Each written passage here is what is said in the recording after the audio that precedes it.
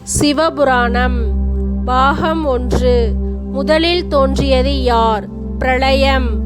பிரளயம் ஒன்று உண்டாகி உலகில் உள்ள அனைத்து உயிர்களும் இறந்து போய்விட்டன. உலகின் எப்பகுதியை கண்டாலும் நீரால் சூழப்பட்டு இருந்தன. சகல லோகங்களும் நீரினால் மூழ்கி சமுத்திரமாக காட்சியளித்தன. அந்த பிரளயத்தின் காரணமாக சிருஷ்டிகர்த்தாவான பிரம்மதேவர் மயக்கமுற்று ஆழ்ந்த நித்திரையில் இருந்தார். நீர்ப்பரப்பின் மீது ஆதிசேஷன் மேல் ஸ்ரீமத் நாராயணன் சயனித்திருந்தார். திடீரென கண்விழித்து பார்த்த பிரம்மாவுக்கு பிரளயத்தின் விளைவாக அனைத்து லோகங்களும் நீரினால் அழிந்து போயின என்பதை கண்டார். பிரளயத்தின் விளைவாக யாவற்றையும் மறந்த பிரம்மதேவருக்கு தாம் தான் சிருஷ்டிகர்த்தா என்ற ஒன்று மட்டும் நினைவில் இருந்தது. மீண்டும் தன் பணியான சிருஷ்டித்தல் தொழிலை செய்யத் தொடங்கினார். தாம் எண்ணிய பணிக்கு உதவும் வகையில் யாரேனும் உள்ளாரா என பார்த்தார். அப்போது ஆனந்த நித்திரையில் இருந்த நாராயணனை கண்டார். தாம் எண்ணிய பணியை நிறைவேற்ற தனக்கு உதவியாக இருக்கும் வகையில் இன்னொருவரை கண்ட பிரம்மா அவர் அருகில் சென்றார்.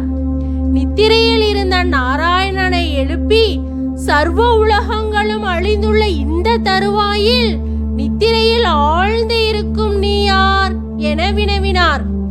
நித்திரையில் ஆழ்ந்த ஸ்ரீமன் நாராயணன் யாவும் மறந்தவராக காட்சியளித்தார்.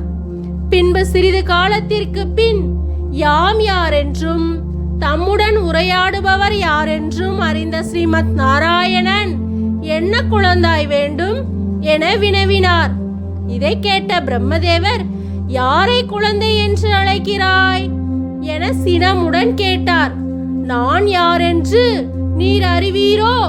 நானே இந்த சிருஷ்டியை படைத்தவன், நானே உன்னையும் படைத்தவன் என்று கர்வத்தோடு பிரம்மதேவர் ஸ்ரீமத் நாராயணனிடம் சினத்துடன் உரையாடினார்.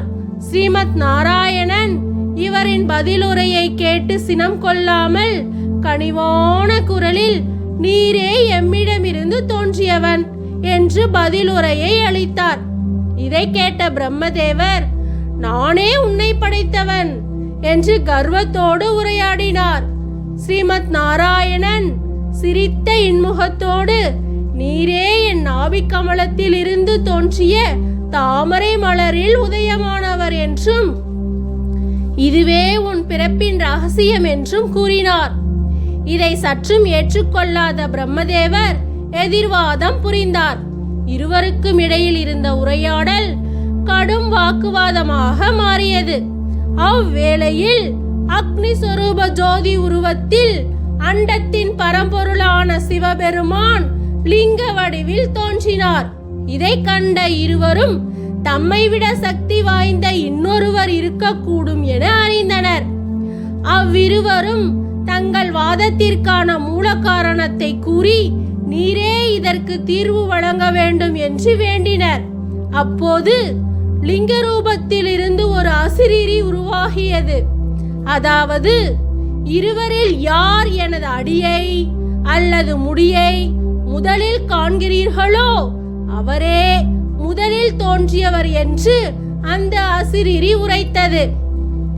இதுவே சரியென முடிவெடுத்த இருவரும் அன்னப்பறவை அவதாரம் எடுத்து லிங்கத்தின் முடியை காண பிரம்மதேவர் தனது பயணத்தை தொடங்கினார். ஸ்ரீமத் நாராயணன் வெண்பன்றியின் அவதாரம் எடுத்து லிங்கத்தின் அடியை காண தனது பயணத்தை தொடங்கினார். நன்றி.